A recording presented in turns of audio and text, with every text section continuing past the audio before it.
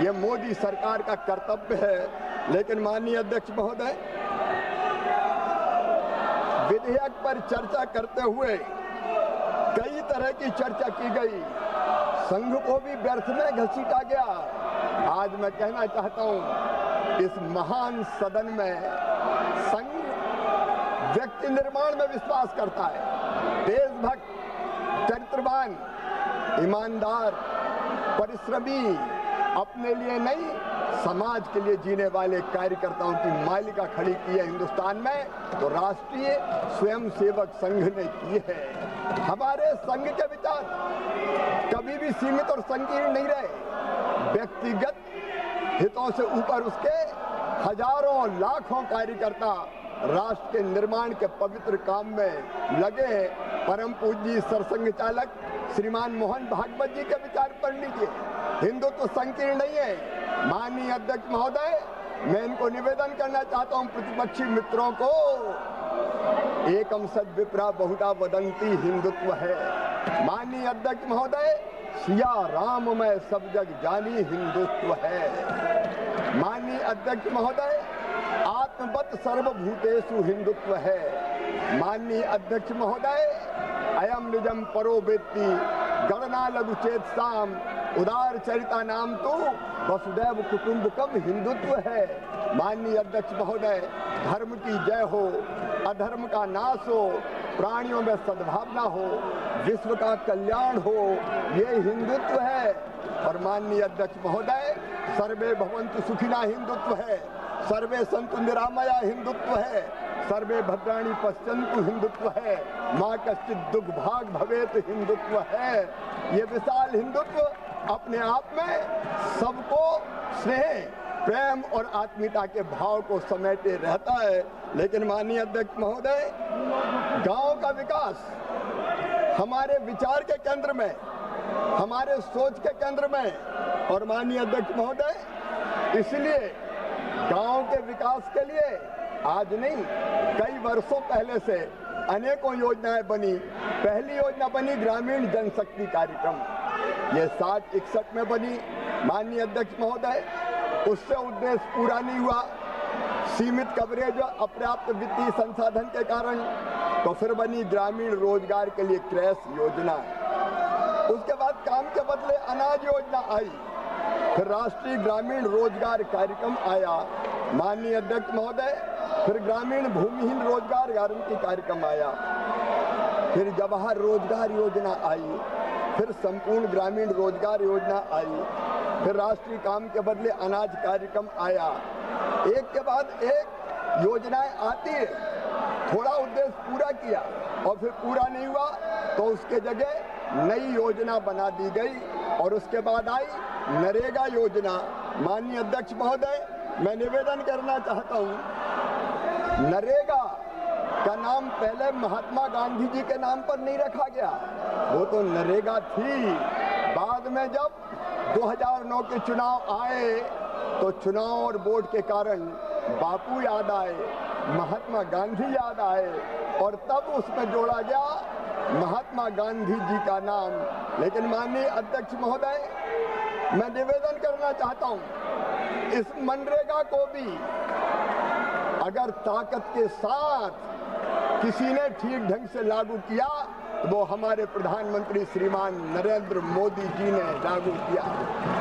माननीय अध्यक्ष महोदय, आपके माध्यम से मैं देश को बताना चाहता हूं, 2006 से लेके ये ढोंग करते हैं, ये कांग्रेस के लोग ढोंग करते हैं।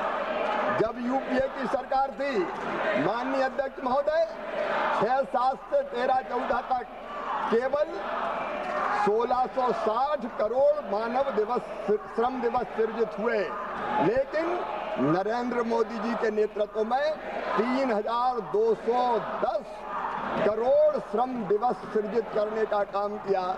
अरे तुमने मनरेगा लागू की, तुम ढोंग करते हो, ढोंग। नरेंद्र मोदी जी की सरकार काम करती है। रिलीज की गई केंद्रीय निधि, माननीय अध्यक्ष महोदय, सारा देश जान ले, ये यूपीए वाले कहते हैं मनरेगा, इन्हें खर्च किया 2,13,220 करोड़ 39 लाख रुपए। लेकिन नरेंद्र मोदी जी की सरकार ने खर्च किया 8,53,810 करोड़ 91 लाख रुपया। माननीय अध्यक्ष महोदय, ये ढोंग करते हैं, हम काम करने में विश्वास रखते हैं। और माननीय अध्यक्ष महोदय, पूरे किए गए कामों की संख्या भी देख लीजिए। आज मैं बोलूंगा, मुझे देश को बताना है, ये मुझे चुप नहीं करा सकते। मेरा नाम भी शिवराज सिंह चौहान है, मैं भारतीय जनता पार्टी का समर्पित कार्यकर्ता हूं। पूर्ण किए गए काम आपने किए 153 लाख, हमने किए 862 लाख। ये मोदी की गारंटी है। माननीय अध्यक्ष महोदय, मेरी बहनें यहाँ बैठी है, महिलाओं की भागीदारी इनके समय थी 48%, हमारे समय हो गई 56.73%। माननीय अध्यक्ष महोदय, नरेगा साफ्ट में आधार सीडिंग इनके समय 76 लाख थी, हमने की 12 करोड़ 12 लाख। माननीय अध्यक्ष महोदय, आधार भुगतान हेतु प्रणाली इनने कोई प्रावधान ही नहीं किया। अंधा बांटे रेवड़ी चीन चीन के दे, पैसा खा गए, बर्बाद कर दिया। लेकिन हमने 11.93 करोड़। माननीय अध्यक्ष महोदय, ग्राम पंचायत में इनके समय रजिस्टर रखे जाते थे 22, लिस्ट बना दिया था, हमने घटा के कर दिए 7। और व्यक्तिगत परिसंपत्तियां, माननीय अध्यक्ष महोदय, इनके समय बनी 29,45,136 करोड़, हमने बनाई 5 करोड़ 62,67,077। माननीय अध्यक्ष महोदय, माननीय अध्यक्ष महोदय, ये देश को कितना गुमनाम करेंगे, हम कितना गुमराह करेंगे। माननीय अध्यक्ष महोदय, मैं आज एक तथ्य उजागर करना चाहता हूँ। उस दिन हमारी बहन श्रीमती प्रियंका गांधी कह रही थी, नाम तो गांधी लगा लिया है, गांधी को भी गांधी से चुराने का पाप कांग्रेस ने किया है। माननीय अध्यक्ष महोदय, ये कह रहे थे कि किस सनक में ये नाम बदल रहे हैं। सनक की बात की थी, सनक में हम नहीं है, सनक में मोदी सरकार नहीं है। नाम रखने की सनक तो कांग्रेस की है। माननीय अध्यक्ष महोदय, कितनी योजनाओं के नाम महात्मा गांधी के नाम पे आपने रखे। माननीय अध्यक्ष महोदय, इनने नाम महात्मा गांधी के नाम पर नहीं रखे, इनने नाम केवल नेहरू परिवार के नाम पर रखने का पाप किया। आज पूरा देश ये जान ले, कितनी योजनाओं का नाम इनने अपने खानदान को महिमा मंडित करने के लिए रखा। माननीय अध्यक्ष महोदय, राज्य सरकार की योजनाओं के नाम 25 नाम स्वर्गीय राजीव गांधी जी के नाम पर, 27 योजना के नाम इंदिरा जी के नाम पर, कुल 52। ये नाम की बात करते हैं। नाम रखने की सनक अगर है तो कांग्रेस की है। शैक्षणिक संस्था या यूनिवर्सिटी के नाम राजीव जी पर 55, इंदिरा जी पर 21, नेहरू जी पर 22। खेल और टूर्नामेंट ट्रॉफी के नाम राजीव गांधी जी पर 23, इंदिरा जी पर 4, नेहरू जी पर 2। और माननीय अध्यक्ष महोदय, सड़क, जगह, इमारत के नाम 74 ने अपने नामों पर रखे। 51 अवार्ड के नाम नेहरू परिवार के नाम पर रखे गए। 37 संस्थान, चेयर और फेस्टिवल नेहरू जी के नाम पर और इंदिरा जी के नाम पर रखी गई। 39 चिकित्सा संस्थान और अस्पताल इनने अपने नाम पर कर लिए। 15 स्कॉलरशिप इनके नेताओं के नाम पर। 15 नेशनल पार्क जहाँ जानवर रहते हैं वो भी नेहरू जी, इंदिरा जी और राजीव जी के नाम पर कर दिए गए।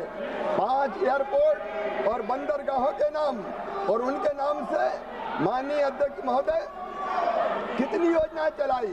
तो नाम रखने की सनक इनकी है। माननीय अध्यक्ष महोदय, मोदी सरकार तो केवल काम करना चाहती है, केवल काम में हमारा विश्वास है। और इसलिए चाहे नरेगा का बेहतर क्रियान्वयन का सवाल हो, माननीय अध्यक्ष महोदय, वो हमने करने का संकल्प लिया। माननीय अध्यक्ष महोदय, अरे इनने तो गांधी जी की कभी नहीं मानी, हम गांधी को भी मानते हैं, गांधी जी की भी मानते हैं। गांधी जी ने कहा था माननीय अध्यक्ष महोदय 1948 में कि आजादी प्राप्त हो गई, कांग्रेस का काम पूरा हो गया, अब कांग्रेस भंग कर देनी चाहिए, कांग्रेस की जगह लोक सेवक संघ बनाना चाहिए। लेकिन नेहरू जी ने सत्ता से चिपका रहने के लिए, आजादी के आंदोलन का लाभ उठाने के लिए कांग्रेस भंग नहीं की। बापूजी की आदर्शों की हत्या कांग्रेस ने उसी दिन कर दी जिस दिन कांग्रेस भंग नहीं की। बापू के आदर्शों की हत्या कांग्रेस ने की है माननीय अध्यक्ष महोदय। जिस दिन देश का बंटवारा स्वीकार किया उस दिन बापू के आदर्शों की हत्या हो गई। माननीय अध्यक्ष महोदय, जिस दिन इनने कश्मीर को विशेष दर्जा दिया उस दिन बापू के आदर्शों की हत्या हो गई। जिस दिन इंदिरा गांधी ने आपातकाल लगा के संविधान की धज्जियां उड़ाई उस दिन गांधी जी की हत्या इनने कर दी।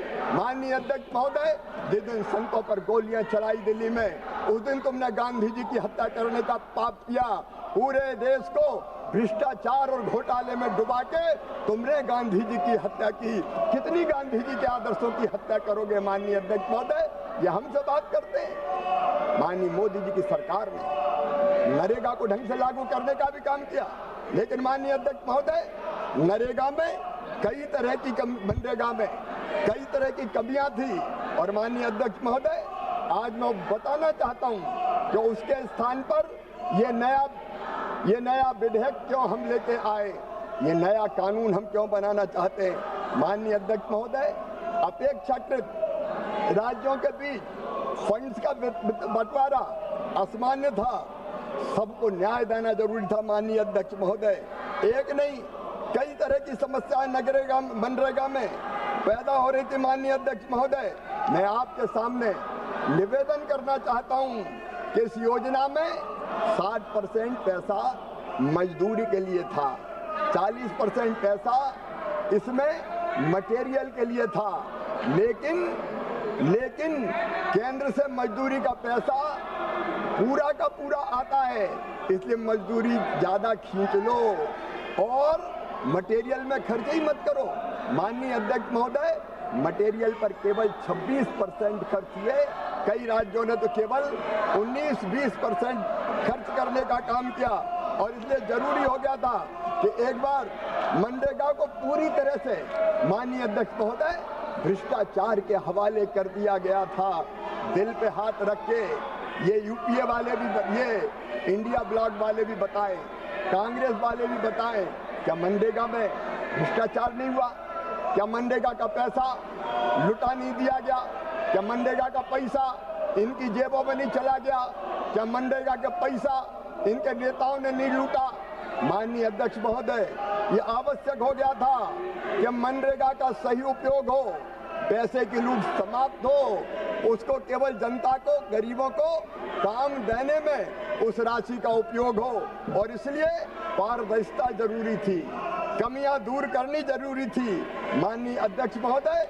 और इसलिए मोदी सरकार ने, और ये अचानक नहीं किया, स्टेक होल्डर से हमने चर्चा की, कई राज्यों ने से हमने चर्चा की, व्यापक विचार विमर्श के बाद ये विचार बना कि इतनी विशाल धनराशि माननीय अध्यक्ष महोदय, इतनी विशाल धनराशि 8-10 लाख करोड़ रुपया से ज्यादा क्या केवल मजदूरी देने के काम में नहीं, ये स्थायी परिसंपत्तियों के निर्माण में भी लगना चाहिए। और इसलिए जरूरी हो गया था कि मनरेगा के बारे में खुले मन से, खुले दिमाग से एक बार फिर से विचार किया जाए। और इसलिए माननीय अध्यक्ष महोदय, हमने ये तय किया कि मनरेगा के स्थान पर एक नई योजना लेके आए। हमने बापू का नाम नहीं बदला। माननीय अध्यक्ष महोदय, मैं निवेदन करना चाहता हूं, हमने इतनी विशाल धनराशि से एक तरफ रोजगार के काम बेहतर हो और रोजगार मिले, ज्यादा रोजगार मिले, इसका प्रावधान करने का काम किया। वहीं दूसरी तरफ इस विशाल धनराशि का उपयोग संपूर्ण विकसित गांव बनाने में किया जाए। संपूर्ण विकसित गांव, ये मोदी सरकार का लक्ष्य रहा। माननीय अध्यक्ष महोदय, प्रस्तावित मनरेगा की योजना में ये नाम की बात करते हैं। मैं आज दावे के साथ कहना चाहता हूं और इस पवित्र सदन के माध्यम से देश की जनता को भी, माननीय अध्यक्ष महोदय, मैं कहना चाहता हूं, इस बिल के नाम में ही इस योजना का काम लिखा हुआ है। माननीय अध्यक्ष महोदय, हमने इस योजना में रोजगार की हम गारंटी दे रहे हैं, आजीविका को समृद्ध करने का काम कर रहे हैं, जिसका उद्देश्य विकसित भारत होगा। प्रधानमंत्री नरेंद्र मोदी जी के नेतृत्व में, माननीय अध्यक्ष महोदय, प्रधानमंत्री नरेंद्र मोदी जी के नेतृत्व में एक वैभवशाली भारत, एक गौरवशाली भारत, एक संपन्न भारत, एक समृद्ध भारत, एक शक्तिशाली भारत का निर्माण हो रहा है। और विकसित भारत के लिए विकसित गांव, ये हमारी इस योजना का उद्देश्य है। और इसलिए माननीय अध्यक्ष महोदय, हमने एक आदर्श गांव की कल्पना की, आदर्श गांव की।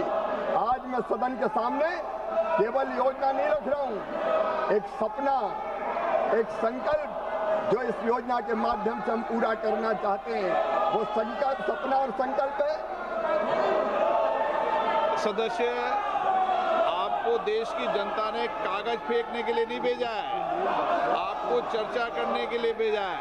और मैंने कल सभी मान्य सदस्यों को पर्याप्त अवसर, पर्याप्त समय चर्चा के लिए दिया है। ये संसदीय परंपराओं के अनुरूप भी नहीं है और भारत के लोकतंत्र के अनुरूप भी नहीं है।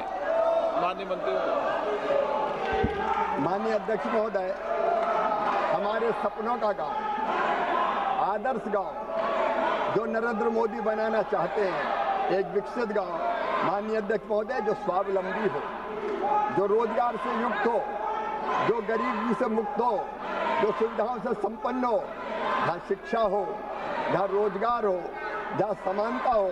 माननीय अध्यक्ष महोदय, जहाँ गलियाँ पक्की हो, जहाँ साफ नालियाँ हो, जहाँ जल निकासी की व्यवस्था हो, हर मोड़ पर LED और सोलर की रोशनी हो, गांव में सामुदायिक भवन हो, बहुउद्देशीय भवन हो, सार्वजनिक शौचालय हो।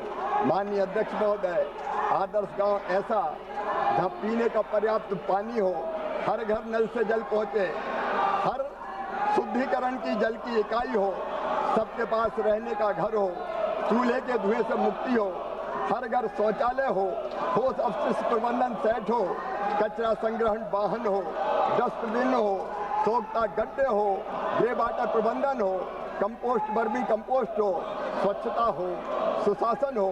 माननीय अध्यक्ष महोदय, आदर्श गांव ऐसा चाहिए जहां बीमार होने पर शहर न भागना पड़े, आंगनबाड़ी का भवन हो, पोषण वाटिका हो, बच्चों का पोषण सुरक्षित हो।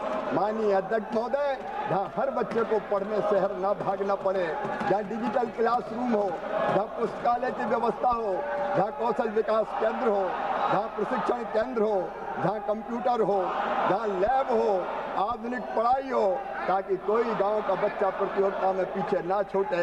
माननीय अध्यक्ष महोदय, जहाँ काम मिले हाथों को, जहाँ मेहनत की कीमत मिले, स्वयं सहायता समूह के लिए शेड हो, ग्रामीण हाट हो, बाजार शेड हो, ताकि किसान अपनी उपज बेच सके, गोदाम हो, भंडारण शेड हो, फसलें सुरक्षित रहे, डेयरी और दुग्ध संग्रह केंद्र हो, कस्टम हायरिंग सेंटर हो, मत्स्य पोल्ट्री शेड हो, कुटीर उद्योग हो। आदर्श गांव ऐसा जहाँ खेती सुरक्षित, पानी संरक्षित, तालाब भरे हो, वाटर शेड विकास के कार्य हो, चेक डैम हो, हर बूंद का सही उपयोग हो। एक ऐसा गांव जहाँ पेड़ हो, हरियाली हो और आने वाली पीढ़ी का भविष्य, माननीय अध्यक्ष महोदय, सुरक्षित रहे। हम ऐसा गांव बनाना चाहते हैं जहाँ ऊर्जा स्वच्छ हो, तकनीकी सबके काम आए, सोलर लाइट हो, सरकारी भवनों पर रूफटॉप हो, पंचायत भवन में इंटरनेट हो, ब्रॉडबैंड हो, सार्वजनिक वाईफाई पॉइंट हो, CSC भवन का उन्नयन हो, महिलाएं सशक्त और आत्मनिर्भर हो। और माननीय अध्यक्ष महोदय, यही आदर्श आदर्श गांव विकसित भारत की नींव होगा, विकसित भारत की नींव। जहाँ सुशासन हो, जहाँ सबका विकास हो, जहाँ संपन्नता हो, जहाँ अंत्योदय का प्रकाश हो, जहाँ हर हाथ को काम मिले, जहाँ मेहनत का मान सुनिश्चित हो, जहाँ हर खेत हरा भरा हो, जहाँ ग्राम स्वराज का मंत्र हो। माननीय अध्यक्ष महोदय, ऐसे आदर्श गांव का सपना नरेंद्र मोदी जी का है और इस विधेयक में हम उसी सपने को पूरा करने का काम करना चाहते हैं। और इसलिए माननीय अध्यक्ष महोदय, मैं देश को आपके माध्यम से बताना चाहता हूं, अब इस योजना में हमने जो प्रावधान किया है, कांग्रेस ने तो इस योजना में जो धन की राशि थी वो भी घटाने का पाप किया। ये माननीय अध्यक्ष महोदय कहते रहे मनरेगा मनरेगा मनरेगा, लेकिन 40,000 करोड़ से घटा के इन्हें बजट का आवंटन कर दिया 33,000 करोड़। ये हाथी के दांत, ये हाथी के दांत खाने के और दुखाने के और, मुंह में राम बगल में छुरी लेके घूमते हैं। इन्हें मजदूरों को पर्याप्त रोजगार नहीं दिया, पर्याप्त रोजगार नहीं दिया। लेकिन माननीय अध्यक्ष महोदय, ये नरेंद्र मोदी जी की सरकार थी, 1,11,000 करोड़ रुपया तक हमने मनरेगा पर खत्म किए हैं, खर्च किए हैं। 86,000 करोड़ से ज्यादा का प्रावधान इस साल है। और माननीय अध्यक्ष महोदय, अब हम जो प्रावधान कर रहे हैं उस प्रावधान को भी जान लीजिए, लेकर हम पैसा बचाना चाहते हैं। हम पैसा बचाना नहीं चाहते, हम रोजगार देना चाहते हैं, गांव को विकसित बनाना चाहते हैं। इसलिए इसी साल बजट में प्रस्तावित है 1,51,282 करोड़ रुपया।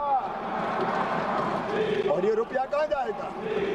ये मजदूरों को मजदूरी के लिए भी जाएगा, ये गांव के विकास के लिए भी जाएगा। अकेले भारत सरकार 95,600 करोड़ रुपया खर्चा करेगी। और ये भी अंतिम सीमा नहीं है, जरूरत पड़ेगी तो और पैसा आएगा। मोदी जी है, मोदी है तो मुमकिन है। ये तो एक एक पैसे के लिए रोते थे, इनके पास कुछ था नहीं, लेकिन मोदी सरकार के पास, नरेंद्र मोदी जी के पास